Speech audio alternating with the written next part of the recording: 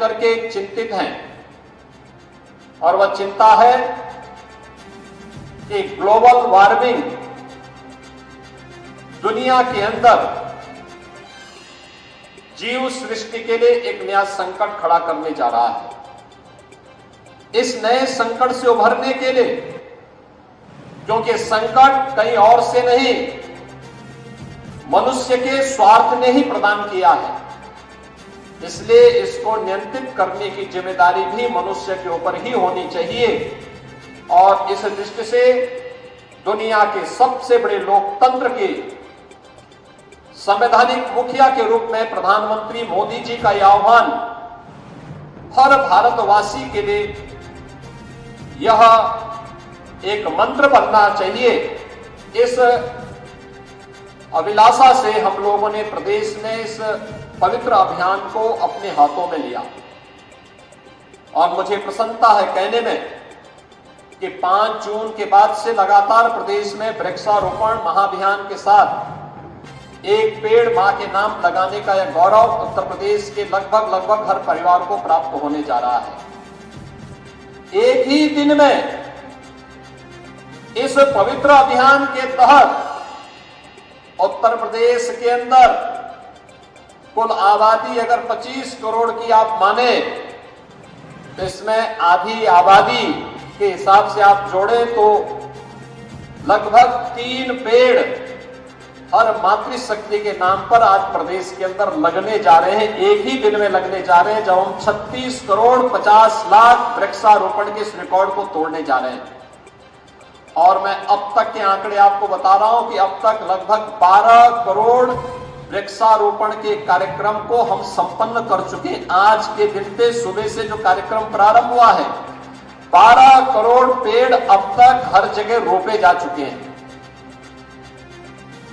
एक पेड़ मां के नाम, लेकिन इस पेड़ को लगाना भी है, बचाना भी है, और फिर इसके माध्यम से अपने पर्यावरण को संरक्षित करने के कार्यक्रम के साथ भी हमें जुड़ना है। और इसीलिए हम लोगों ने कहा है कि एक पेड़ मां के नाम, पेड़ लगाओ, पर्यावरण बचाओ। कुकरेल नदी जो कभी एक नदी हुआ करती थी, आज से 50 साल पहले कुकरेल से एक नदी निकलती हुई गोमती नदी में मिलती थी, लेकिन 84 के बाद इस पूरी नदी को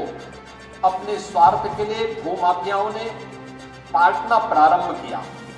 और परिणाम क्या हुआ? जो कभी नदी थी वह फिर नाला बन गया, और फिर वह उन बस्तियों के ड्रेनेज को उड़ेलने का एक माध्यम बन गया। उसने एक नदी को तो मारा ही मारा, लेकिन साथ साथ गोमती नदी को भी प्रदूषित करने का काम किया। जिस नदी संस्कृति के ऊपर मानवीय सभ्यता बसी हुई है, उसको नष्ट कर दिया गया, समाप्त कर दिया गया।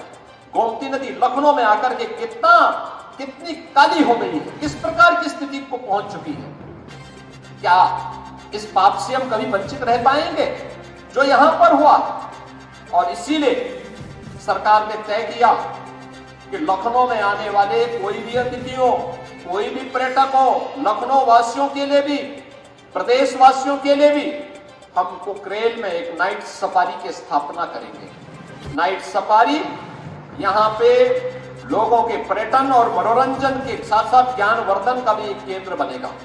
लेकिन साथ साथ इको टूरिज्म के एक बेहतरीन स्पॉट के रूप में हम पूरे कुकरेल क्षेत्र को